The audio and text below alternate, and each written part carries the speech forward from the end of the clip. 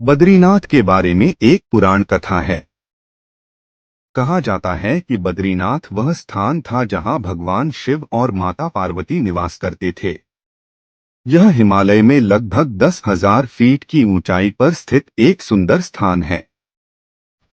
एक दिन नारद मुनि ने भगवान विष्णु से कहा, हे प्रभु, आप मानव जाति के लिए एक गलत उदाहरण स्थापित कर रहे हैं। आप सदा शेषनाग के ऊपर लेटकर आराम करते रहते हैं। अन्य जीव जंतुओं के कल्याण के लिए आपको कुछ उचित करना चाहिए।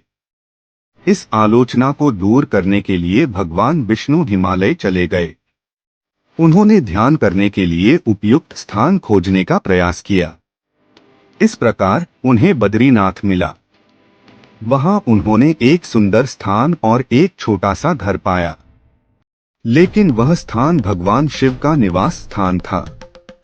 विष्णु को एहसास हुआ कि अगर शिव क्रोधित हुए तो समस्या हो सकती है। तब भगवान विष्णु ने एक छोटे बच्चे का रूप धारण किया और उस घर के बाहर बैठकर रोने लगे। जब शिवजी और माता पार्वती अपने घर लौटे तो उन्होंने एक बच्चे को अपने घर के आंगन में रोते हुए देखा। बच्चे को देखकर माता पार्वती का मातृत्व जाग उठा। उन्होंने उस बच्चे को घर ले जाने की इच्छा व्यक्त की, लेकिन शिवजी ने उन्हें मना किया और कहा, उस बच्चे को मत छुओ।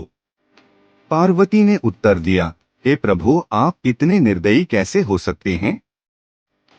ऐसा कहना कैसे संभव है? शिवजी बोले, यह बच्चा यहाँ कैसे आया? उसके साथ कोई और नहीं है और बर्फ में उसके माता पिता के पैरों के निशान भी नहीं हैं।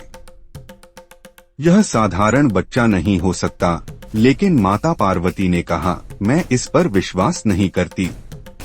मेरे भीतर की माँ का स्नेह इस बच्चे को ऐसे अकेला छोड़ने की अनुमति नहीं देता। यह कहते हुए उन्होंने बच्चे को घर ले लिया। बच्चा माता पार्वती की गोद में बैठकर शिवजी की ओर मुस्कुराने लगा। भगवान शिव जानते थे कि इसका परिणाम क्या होगा, फिर भी उन्होंने कहा, ठीक है, देखते हैं क्या होता है।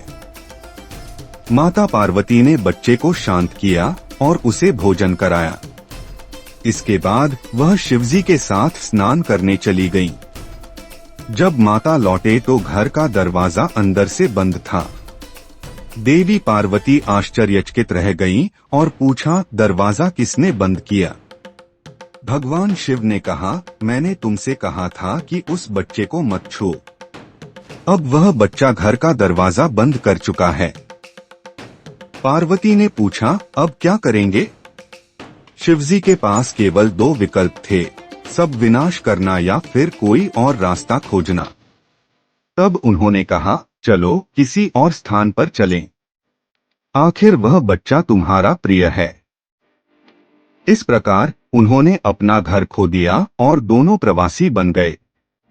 भगवान शिव और माता पार्वती एक और बेहतर स्थान की खोज में केदारनाथ में रहने लगे।